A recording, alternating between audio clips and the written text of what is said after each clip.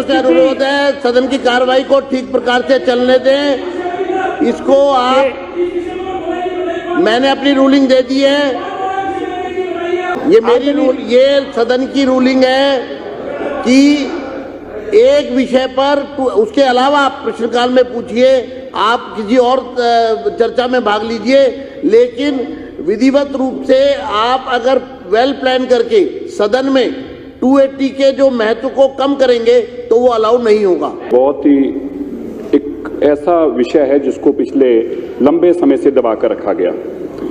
अब मुझे तो इस बात की हैरानगी हो रही है कि आज हमारी विपक्ष की नेत्री कह रही हैं कि हमें पता ही नहीं, हमने पढ़ा ही नहीं। तो इतनी देर से जब आप ये दबा के कमरों में रखी हुई थी तो पढ़ लेते, हमने कौन सा आपको रोका था? हमारे हाथ में तो अभी आई हैं। चाहे आप संसद में देखिए, चाहे आप देश की हर विधानसभा में देखिए, बजट प्रस्तुत होने से पिछले दिन इकोनॉमिक सर्वे सदन पटल पर रखा जाता है। उसी इकोनॉमिक सर्वे के संदर्भ में बजट रखा जाता है कि दिल्ली के लोगों की क्या ज़रूरतें हैं, दिल्ली के लोगों की कितनी आय है, हमें उस आय को कितना बढ़ाना है। पिछले 10 साल में ऐसा कभी नहीं हुआ कि बजट से पहले इकोनॉमिक सर्वे ना प्रस्तुत किया हो। 2024 में कितने साल से नहीं हुआ ये तो बता दो। अच्छा, कितने प्रश्नकाल हुए? साल से नहीं हुआ ये तो बता दो। जब पिछले 5 साल में लास्ट सत्र में जब सिटिंग ही 75 भी नहीं हुई तो वहां से प्रश्नकाल कितने हो गए होंगे? तो चलिए, 5 साल में नहीं हुआ, आगे बढ़िए। 5 साल में नहीं हुआ। इस वक्त की बड़ी खबर सामने आ रही है राजधानी दिल्ली से। दरअसल आपको बता दें कि बजट सत्र के दौरान दिल्ली विधानसभा में जोरदार हंगामा देखने को मिला, जहां पर आम आदमी पार्टी और बीजेपी के बीच खूब कहासुनी हुई। इस बीच आपको बता दें कि विधानसभा के अध्यक्ष विजेंद्र गुप्ता ने आतिशी समेत आम आदमी पार्टी के विधायकों को कड़ी फटकार लगाते हुए नियम 280 के तहत चर्चा को लेकर के भी बातें रखी है। दरअसल आपको बता दें कि इस दौरान दिल्ली विधानसभा में मुख्यमंत्री रेखा गुप्ता की ओर से डीटीसी को लेकर के कैग रिपोर्ट भी पेश किया गया है और इसी कैग रिपोर्ट को लेकर के जम करके बहसबाजी बीजेपी और आम आदमी पार्टी के विधायकों के बीच देखने को मिली। इस बीच दिल्ली सरकार में मंत्री और बीजेपी के विधायक मजिंदर सिंह सिरसा ने भी डीटीसी रिपोर्ट को लेकर के जिस तरीके से बात रखी, उस पर आतिशी पूरी तरीके से बौखला गई। सीधे तौर पर मजिंदर सिंह सिरसा ने कहा कि कैसे आम आदमी पार्टी ने सिर्फ और सिर्फ गरीबों को लूटने का काम किया है। दरअसल आपको बता दें कि दिल्ली विधानसभा में बजट सत्र के पहले दिन आम आदमी पार्टी के विधायकों ने स्पीकर विजेंद्र गुप्ता के नियम 280 के तहत चर्चा के दौरान अपने एक विधायक का नाम न लेने के फैसले का विरोध करते हुए वॉकआउट भी कर दिया। दरअसल आपको बता दें कि आम आदमी पार्टी के विधायक कुलदीप कुमार महिला सम्मान राशि के विषय पर बोलना चाहते थे, लेकिन स्पीकर ने यह कहते हुए अनुमति नहीं दी कि आप नियम 280 के तहत सिर्फ और सिर्फ एक विषय पर ही बात रख सकते हैं, जो कि आप पहले बोल चुके हैं। जिसके बाद आम आदमी पार्टी के विधायकों ने हंगामा करना शुरू कर दिया।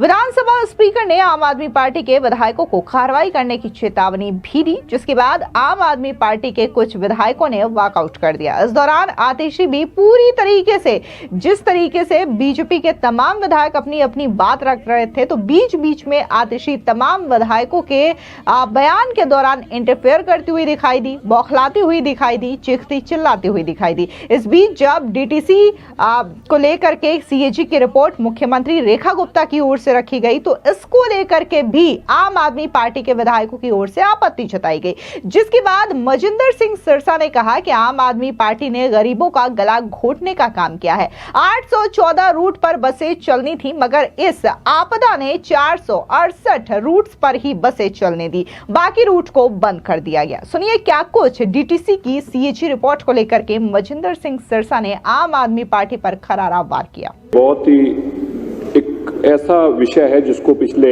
लंबे समय से दबा कर रखा गया। अब मुझे तो इस बात की हैरानगी हो रही है कि आज हमारी विपक्ष की नेत्री कह रही हैं कि हमें पता ही नहीं, हमने पढ़ा ही नहीं। तो इतनी देर से जब आप दबा के कमरों में रखी हुई थी तो पढ़ लेते, हमने कौन सा आपको रोका था? हमारे हाथ में तो अभी आई हैं। चलिए कोई नहीं, ठीक है, धन्यवाद। मेरा आपसे कहना है अध्यक्ष जी, ठीक है। लेकर हम मेहनत करते हैं। आतिशी जी, हम कमरे में बैठ के मेहनत करते हैं। ठीक है, हो गया। अच्छा जी, एक रखिए, बड़ी एनर्जी जुड़ते है अभी आपको। रखिए सिरसा जी, जो कैग की रिपोर्ट पिछले, अच्छा सिरसा, एक मिनट, क्या सिरसा जी आप शुरू करिए। अच्छा लगता है आपको ऐसी झूठी बातें बोलते हो? आपको अच्छा लगता है? सिरसा जी अपनी बात शुरू करिए। सदन का जी, ये कैग की रिपोर्ट आज स्पष्ट बताती है आतिशी जी क्यों गुस्से में है। आतिशी जी का गुस्सा जायज है। देखिए, कभी कभी किसी का भी, एक मिनट है खुराना जी, आप बैठिए। हरीश खुराना जी, देखिए, जब भी विपक्ष को ऐसा लगता है कि उनके पिछले किए हुए पाप सामने आ रहे हैं, उनकी करप्शन सामने आ रही है, तो वो जल्दी से कूदना शुरू कर देते हैं। कैग की रिपोर्ट हम सबको चाहते थे, आप भी चाहते थे उस पर चर्चा हो। देखिए, मैंने बैठ के, आतिशी जी मेहनत की। जब आप खाना खा रहे थे आतिशी जी, तब मैं ये तैयारी कर रहा था। जब आप खाना खा रहे थे, मैं सीएम महोदय आपका आदेश हुआ, हम काम करते हैं। हम यहाँ पे खाना खाने के लिए, चाय पीने के लिए नहीं आते। हमारा मकसद ये नहीं है। हमारा काम क्या है, जो हमें काम मिला है, लोगों ने मौका दिया है, हम उसका सदुपयोग करें। और मैं विपक्ष के अपने दोस्तों से भी कहना चाहता हूं, अपनी नेत्री, अपनी बहन से भी कहना चाहता हूं, हम सब लोगों को सार्थक बातें करनी चाहिए। देखिए, मैं आपको अच्छा लगना चाहिए कि आपके भाई को भी जब रिपोर्ट मिली, मैंने सबसे पहले काम किया कि अपने ऑफिस गया, इसको सारा मार्क किया। ये देखिए, किस चीज को मार्क किया, फिर उसको टाइप कराने के लिए लड़के को लेके आया। और फिर जब आप यहाँ बैठे थे तो मैं लड़के को मैसेज कर रहा था कि अभी तक टाइप नहीं हुआ। अच्छा है, हमें काम करना चाहिए। फिर मैं आपको बताना चाहता हूँ, हमें इस बात का दुख है, अरविंद केजरीवाल जी दिल्ली के अंदर करप्शन खत्म करने आए, लेकिन जो भी कैग की रिपोर्ट पढ़ते हैं वो चिल्ला चिल्ला के बोलती है ये करप्ट है, ये भ्रष्ट है, ये करप्ट है, ये भ्रष्ट है। अब मुझे समझ नहीं आया कि केजरीवाल जी भ्रष्टाचार लेके आए थे या खत्म करने आए थे। अंग्रेजी में हमें अक्सर कहा जाता था कि जो अफसरशाही है वो क्या करती है, उनकी मर्जी होती है। जब तो काम करना होता है तो लिख देते हैं नोट अप्रूव्ड, और ना करना हो तो उसको नोट कर ये हटा देते हैं, कह देते हैं नोट अप्रूव्ड। केजरीवाल जी का भी वही काम है। क्या है कि भ्रष्टाचार हटाऊंगा, जो किताब खोल के देखते हैं उसमें भ्रष्टाचार भ्रष्टाचार भ्रष्टाचार है। तो आतिशी जी, आपको पढ़ना है तो मैं बिना, क्योंकि आपको बड़ी मेहनत करनी पड़ेगी, मैं चाहता हूं कि मेरी बहन इतनी मेहनत ना करे। मैं बता देता हूं कैग रिपोर्ट में क्या कुछ लिखा है। तो देखिए, बड़ी इंटरेस्टिंग बात लिखी कैग रिपोर्ट में। कैग रिपोर्ट में हाई कोर्ट का विवरण है। अब इसको ना तो मैं जुटला सकता हूं ना आप सुला सकते हैं। High court of Delhi suo moto अपनी मर्जी से थ्रू ऑर्डर डेटेड 10 सितंबर 2010 inter alia directed Delhi government and corporation कि आप 11,000 बसों का फ्लीट लें, and corporation fleet share was required to be 5,500, 5,500 corporation का शेयर होना चाहिए। In spite of all this, क्या किया, हाई कोर्ट के डायरेक्शन के बावजूद क्या किया, 3 जस्ट आप सुन के देखो, आप सुनो। ऑल्दो 31 मार्च 2022 तक 1740 बसों की कमी थी और 5,500 बसों की बात तो छोड़ दिए, केवल 2 लिखा इसमें, एक्सेप्ट 2 इलेक्ट्रिक बसेस इन मार्च 2002, कोई बात नहीं खरीदेगी। अब आपको हाई कोर्ट झाड़ लगा रहा है, हाई कोर्ट आपको आदेश कर रहा है। क्यों कर रहा है? क्योंकि आपके पास तो काम करने का समय ही नहीं था। आपको तो लूटने का समय था। कभी शराब की पॉलिसी के नाम से पैसे लूटने थे, कभी स्कूल के कमरों के नाम से पैसे लूटने थे, और कैग की रिपोर्ट दबानी थी।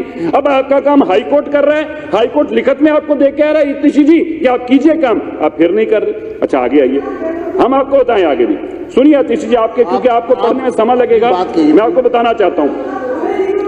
ऑडिट रिपोर्ट ने बोलने नहीं दोगे क्या? को डिस्टर्ब किया जाएगा तो मुझे कार्रवाई करनी पड़ेगी। हम आपको बताएं आगे नहीं। सुनिए आतिशी जी, क्योंकि आपको पढ़ने में समय लगेगा, मैं आपको बताना चाहता हूं। ऑडिट रिपोर्ट ने जो सबसे बड़ी बात कही, जो केजरीवाल जी कहते थे कि मैं पैनिक बटन लगा रहा हूं, सीसीटीवी लगा रहा हूं, मार्शल लगा रहा हूं, क्या लिखा है कैग रिपोर्ट का, shows the gross mismanagement bordering on criminality in DTC buses. Criminality के अंदर ग्रॉस मिसमैनेजमेंट हो रही थी, उसके अंदर बहुत अपराध हो रहा था, और जिस अपराध के लिए आपने कहा हमने बटन दबा दिया ये वाला, उसमें क्या किया जा रहा था, केवल और केवल पैसा खाने का काम किया जा रहा था। इसीलिए आज आप कह रहे थे कि कैग की रिपोर्ट मत लाओ, इसकी चर्चा मत करो, इसकी बिल्कुल चर्चा मत करो। करेंगे आगे। 814 रूट है अध्यक्ष जी, और उन रूट में से केवल 468 रूट के ऊपर बसें चल रही हैं। गरीब आदमी का आप गला घोट रहे हैं। गरीब आदमी गाड़ियां नहीं अफोर्ड करता, गरीब आदमी के पास रोजमर्रा की जिंदगी जीने के साथ काम करने के लिए उसको बस की जरूरत है, और इन्होंने क्या किया, 814 बसों में से केवल 468 रूट चलने दिए, बाकी रूटों को बंद कर दिया। ये आम आदमी पार्टी की सरकार है, ये आम आदमी की सरकार है। आगे देखिए, अब जो अभी मेरे से पहले हरीश जी ने भी कहा, क्या था ऑपरेटिंग रेवेन्यू, पहले आपके पास कितना पैसा आ रहा था, 914 करोड़ रुपया 2015-16 में जब आपको सरकार मिली, और आपने क्या किया, आपने साबित किया कि केजरीवाल जी का मकसद लूटना था, ये नलायकों की सरकार थी, उसको आधा करके 558 करोड़ रुपया रह गया, बाकी सारा पैसा कहां जा रहा है, दिल्ली के लोग पूछना चाहते हैं। 914 करोड़ की जगह 550 करोड़ आ रहा है, बाकी का पैसा कौन खा रहा है, उसका नाम बताने की कृपालता करें, बताएं कौन पैसा वो खा रहा है। आगे देखिए, इसी दौरान जो दिल्ली सरकार की ग्रांट थी वो 1174 करोड़ थी, उसको बढ़ाकर 2320 करोड़ रुपया। लवली जी आप भी मंत्री रहे हुए हैं, आपको तो इन चीजों का ज्ञान है बड़ा अच्छी तरह से। आप देखिए दिल्ली सरकार के ऊपर बोझ डाला जा रहा है। अध्यक्ष जी, जो 1174 करोड़ रुपया देती थे, अब 2320 करोड़ रुपया ले रहे हैं। 2320 करोड़ में क्या कर रहे हैं, पहले 814 रूटों में बसें चलती थी, अब 468 रूट पे चलती हैं, और पैसा 1174 से सीधा डबल 2370 करोड़ रुपए। अब इससे बड़ी लूट क्या होगी, आगे आइए। पहले आपके पास ऑपरेटिंग एक्सपेंडिचर था 2398 करोड़ रुपया, क्योंकि आप 1174 करोड़ रुपया लेते थे और बाकी 914 करोड़ आपके पास आता था। अब आपका एक्सपेंडिचर हो गया 3060 करोड़ रुपए, और लोन कितना, 3277 करोड़ से 8375 करोड़। केजरीवाल जी क्या करते थे, मैं बनिया का बेटा हूं, मुझे सरकार चलानी आती है, बिल्कुल बनिया को हिसाब भी करना था, उससे बेटर कोई नहीं हो सकता। लेकिन अरविंद केजरीवाल जी का ध्यान सरकार चलाने वक्त और पैसा बचाने वक्त नहीं था, उनका ध्यान केवल खाने की तरफ था। यही कारण है जो लॉस पहले 3277 करोड़ का था, माननीय अरविंद केजरीवाल जी आते ही 8375 करोड़ रुपए, 3 गुना बसों के अंदर आम आदमी पार्टी की लूट के कारण 3 गुना और खाते में नुकसान होना शुरू हो गया और 8375 करोड़ पहुंच गया। आगे देखिए, सबसे इंटरेस्टिंग बात, ये कहते थे हमें हिसाब करना आता है, ऐसा हिसाब करना आता है। हमें तो अब पता चला कि ये कहते क्यों थे हिसाब करना आता है, कहते थे हमें घर में पैसा ले जाना आता है। पहले खर्चा आता था 213 करोड़ रुपए, माफ करना 213 रुपए पर किलोमीटर जो खर्चा आ रहा था, सरकार को खर्चा पड़ रहा था, लवली जी वो 213 रुपए था। अब मंत्री, अब कितना हो गया, 213 से 214 नहीं हुआ, 314 नहीं हुआ, 414 नहीं हुआ, 450 भी नहीं हुआ, कितना हो गया, 213 से 487 रुपए, 2.25 गुना एक बस को चलाने का। भैया बताइए, ये आप कैसे बस चलाते हैं भाई साहब, मैं पूछ सकता हूं, ये कैसी बस चलती है जो 213 किलोमीटर से पर किलोमीटर जिसका खर्चा हो, उसका सीधा ही 487 रुपए हो गया। बताइए, ऐसा होता है? सुना आपने पहले? नहीं सुना होगा, लेकिन केजरीवाल जी कर सकते हैं। आगे देखिए, इस देश के अंदर मोदी जी के समय में तो जीडीपी दुगनी होती है, हमारी जीडीपी दुगनी है, ठीक है। अब केजरीवाल जी भी कुछ तो करेंगे, ऐसा तो नहीं है मुकाबले में है। तो उन्होंने क्या किया, वो कह रहे भाई मैं जीडीपी तो नहीं बढ़ा सकता, मैं कर्जा बढ़ा देता हूं। उन्होंने कर्जा डबल कर दिया। कुछ तो डबल करना है ना भाई, बराबरी तो करनी है ना, करेंगे ना। तो क्या किया, जीडीपी तो नहीं बढ़ा सकते थे, कर्जे को डबल कर दिया। तो कितना कर दिया, 1174 से 2320 करोड़ रुपए खर्चा बढ़ा के, और 3277 से 8375 करोड़ रुपए। अब आप बताएं, कैग रिपोर्ट मत पढ़ के सुनाओ। कैग रिपोर्ट, जिस कैग रिपोर्ट को उठा लो वो चीख चीख के बोलती है। स्कूल की कैग रिपोर्ट निकालो तो कमरों को रोती है कैसे लूटा गया है, और शराब घोटाले की बताओ तो बताती कैसे एक के साथ एक बोतल फ्री बेच के घर भरा गया है। अभी उठाई है डीटीसी की, वो कहती है कैसे डबल खर्चा कर दिया है, 1 किलोमीटर के अंदर डबल से ज्यादा खर्चा और 3 गुना से ज्यादा खर्चा बढ़ा दिया गया है। अभी भी कहते हैं कैग रिपोर्ट ना बताओ। मैं तो अध्यक्ष जी आपको कहना चाहता हूं, इसमें बहुत ग्रॉस इरेगुलेटरीज हैं, इतनी हैं कोई ऐसा साबित नहीं कर सकता, ऐसा कोई कैलकुलेटर नहीं है जो ये बता पाए कि किस तरह 213 से 487 रुपए 1 किलोमीटर बस चलाने का खर्चा हो सकता है। ऐसा कोई कैलकुलेटर नहीं। इसलिए मैं मानता हूं इसके ऊपर तो आपको एक कमेटी बनाकर इसकी सारी जांच करानी चाहिए, और जो दोषी हैं उनके ऊपर सख्त कार्रवाई हो, ताकि दोबारा कोई जिंदगी में इस तरह से लूटने का काम ना कर सके, जैसे अरविंद केजरीवाल जी ने दिल्ली की सरकार बनाकर अपने घर भरने का काम किया है। और आज 1 महीने से छुप कर बैठे हैं पंजाब में, दिल्ली के लोगों ने यहां से हराकर भेजा, और सारे हराओं का टोला आगे आगे केजरीवाल जी, पीछे जो साथी जेल में थे मनीष सिसोदिया जी, उससे पहले जो सतिंदर जैन जी थे, और सारे जाके वहां पंजाब सत्ता भोगने के लिए वहां पहुंच गए। मैं समझता हूं लोगों ने आपको सत्ता से निकाला था, कोई अधिकार नहीं अरविंद केजरीवाल जी को पंजाब की सत्ता पे जाके काबज करने कोशिश करने की, और इसलिए क्योंकि उनकी जवाबदेही थी, उन्होंने दिल्ली को लूटा था। आज कैग की रिपोर्ट को इसलिए दबाया जा रहा है, लेकिन आप याद रखिएगा अब ये वो सरकार है जो आपका एक एक लूटे हुए पैसे का पाई पाई का हिसाब लेगी और आपको हिसाब देने के लिए मजबूर करेगी। धन्यवाद आप सबका, बहुत बहुत धन्यवाद। वहीं दूसरी ओर आपको बता दें कि जिस तरीके से आम आदमी पार्टी के विधायक बार बार सदन की कार्रवाई में बाधा डालने का प्रयास कर रहे थे और आतिशी जिस तरीके से बीच बीच में हंगामा शुरू कर रही थी, तो इसको लेकर के भी विधानसभा के स्पीकर विजेंद्र गुप्ता ने आम आदमी पार्टी के विधायकों को कड़ी फटकार लगाते हुए ये कहा कि आप मुझे कार्रवाई करने के लिए मजबूर ना करें और संसद का टाइम भी वेस्ट ना करें। सुनिए क्या कुछ स्पीकर विजेंद्र गुप्ता ने कहा। अनुरोध है सदन की कार्रवाई को ठीक प्रकार से चलने दें। इसको आप, मैंने अपनी रूलिंग दे दी है। अगला विषय अनिल कुमार शर्मा जी उठाएंगे। मैंने पहले ही बोल दिया था 280 में कि रिपीटिशन नहीं होना चाहिए विषय का। समय सदन का खराब मत करिए। आदरणीय स्पीकर साहब, करिए जी, मुझे तो मालूम है ना, करिए। ये मेरी ये सदन की रूलिंग है कि एक विषय पर, उसके अलावा आप प्रश्नकाल में पूछिए, आप किसी और चर्चा में भाग लीजिए, लेकिन विधिवत रूप से आप अगर वेल प्लान करके सदन में 280 के जो महत्व को कम करेंगे तो वो अलाउ नहीं होगा। करिए मैडम। अनिल कुमार शर्मा।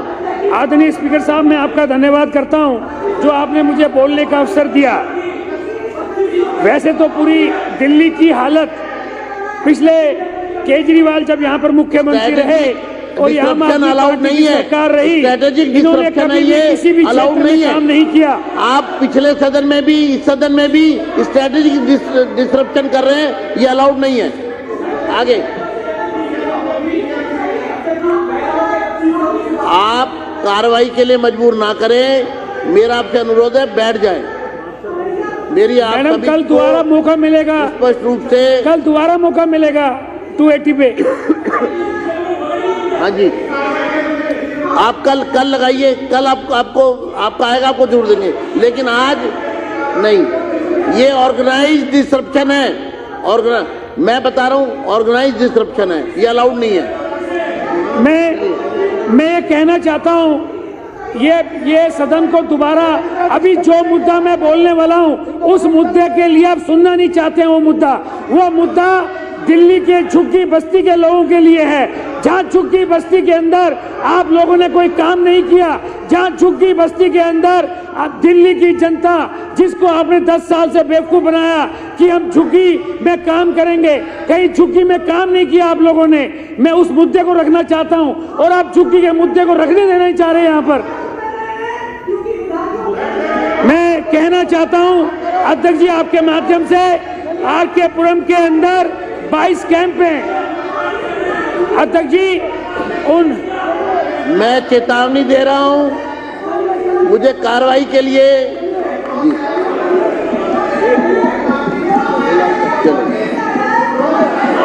आपको झुग्गी बस्ती की बात नहीं सुननी, आपको झुग्गी बस्ती के बारे में सुनना नहीं है। अगर झुग्गी के अंदर कोई काम नहीं किया आपने, आपके मंत्रियों ने, आपके विधायकों ने, आज झुग्गी का मुद्दा आया तो आप झुग्गी के मुद्दे के चक्कर में वॉकआउट करना चाह रहे हैं। अरे झुग्गी का मुद्दा कितना इंपॉर्टेंट है। झुग्गियों के अंदर ना पानी है, ना सीवर लाइन है, ना झुग्गी के अंदर कोई व्यवस्था नहीं करी 11 साल में आप लोगों ने।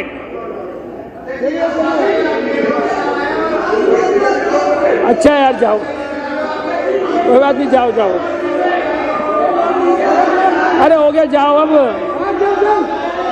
जाओ।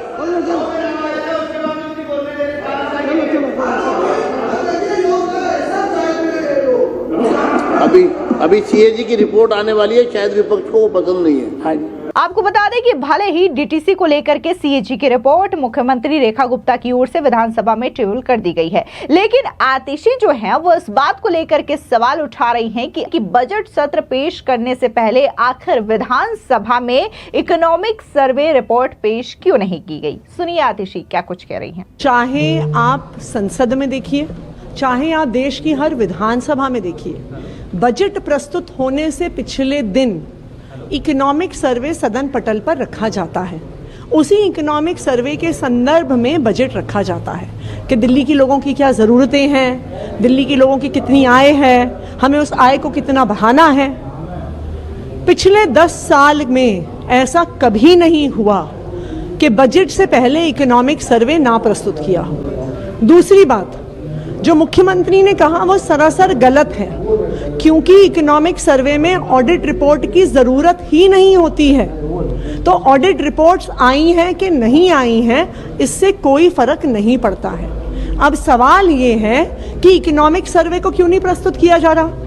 दूसरा, जब हमने इकोनॉमिक सर्वे पे बात करने की कोशिश करी तो विधानसभा में बात ही नहीं होने दी गई। ये बहुत बड़ा सवाल है कि क्यों इकोनॉमिक सर्वे को छुपाया जा रहा है, क्यों ये सरकार इकोनॉमिक सर्वे को सदन पटल पर नहीं रख रही है। कि अब सीएजी रिपोर्ट पे चर्चा से भाग रहे थे वापस। हम तो सीएजी रिपोर्ट की चर्चा में बैठे हुए थे। सीएजी रिपोर्ट की चर्चा के दौरान जब मुख्यमंत्री ने खुद इकोनॉमिक सर्वे की बात को रखा तो उस पर क्या विपक्ष को सवाल पूछने का अधिकार नहीं है। सबसे पहले जब सदन शुरू हुआ, विपक्ष में से हमारे विधायक संजीव झा जी ने पूछा कि क्या आज इकोनॉमिक सर्वे प्रस्तुत होगा, तो हमें विजेंद्र जी ने, जो हमारे अध्यक्ष जी हैं, उन्होंने कहा कि पेश होगा। लेकिन जब खुद मुख्यमंत्री कह रही है कि पेश नहीं होगा तो क्या विपक्ष उस पर सवाल नहीं पूछेगा।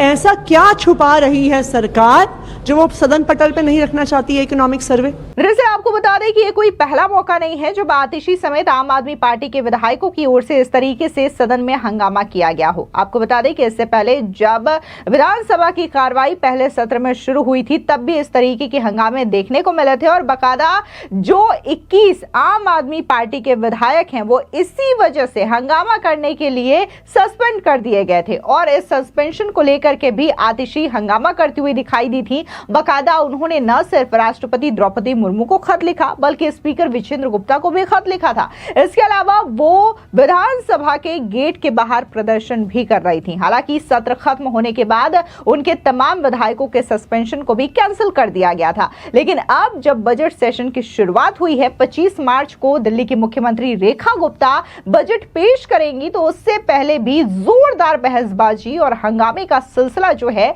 वो विधानसभा में एक बार फिर से देखने को मिला। ऐसे में हालांकि साफ तौर से स्पीकर विजेंद्र गुप्ता की ओर से यह हिदायत और फटकार आम आदमी पार्टी के विधायकों को दी गई कि अगर वो इसी तरीके से हंगामा करेंगे, बहसबाजी करेंगे तो एक बार फिर से उनके खिलाफ कार्रवाई की जा सकती है। लेकिन आतिशी न सिर्फ हंगामा करती हैं बल्कि जब जब कोई विधायक अपनी बात रखता है तो बीच बीच में उन विधायकों के बारे में बोलती हुई भी दिखाई देती है। इसी तरीके की बहसबाजी एक बार फिर से दिल्ली सरकार के पीडब्ल्यूडी मंत्री परवेश वर्मा के साथ भी देखने को मिली। देखिए किस तरीके से परवेश वर्मा और आतिशी के बीच ये जुबानी जंग देखने को मिली। अध्यक्ष जी, पीछे जैसे बताया कि 10 साल में एक बार भी प्रश्नकाल नहीं हुआ।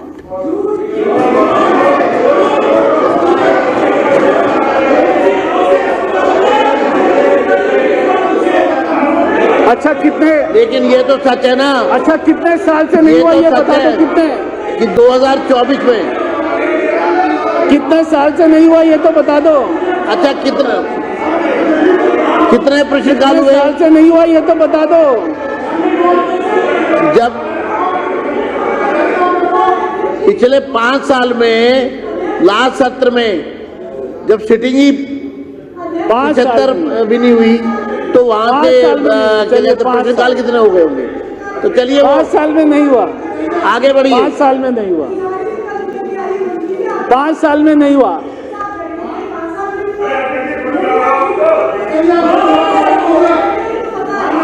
अच्छा देखिए 2024 में एक भी प्रश्नकाल नहीं हुआ। 2024 में मैं बता रहा हूं ना, वर्ष 2024 में एक भी प्रश्नकाल नहीं हुआ। आगे बढ़िए। मैं पूरे आंकड़े पेश कर दूंगा सदन के समक्ष। पूरे आंकड़े आपकी जो क्वेरी है, पूरे आंकड़े पेश कर दिए जाएंगे। धन्यवाद। सदन के समक्ष सुन ले। अच्छा सुनिए।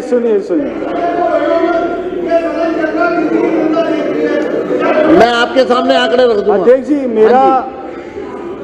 अध्यक्ष जी, जब मैंने कहा कि सदन पर पटल पे रख दिया है, तो उससे मेरा ये था कि केवल 1 घंटा मिलता है दिल्ली की जनता की समस्याओं को उठाने के लिए। अगर हमने जो जवाब दे दिया है और वो आप सभी सदस्यों ने पढ़ लिया है, अगर उसके अतिरिक्त आपको कोई जवाब हमसे चाहिए तो मैं आपको वो देने को तैयार हूं। आप अगर ये चाहते हैं कि मैं इसको पढ़ूं तो मैं पढ़ देता हूं। मंत्री जी, मुझे लगता है कि समय बचाने के लिए आपका फैसला सही था। पूरक प्रश्न उनको पूछने दीजिए, उसका आप रिप्लाई कर दीजिए। मैं अगर ये पढ़ने लगूंगा तो आधा घंटा लगेगा, इसलिए मैं कह रहा हूं। आपको सुनना ही है तो मैं पढ़ देता हूं। आधा घंटा आपको सुनना है तो। फिलहाल इस पूरी खबर पर आपकी क्या राय है, कमेंट सेक्शन में जरूर बताएं। धन्यवाद।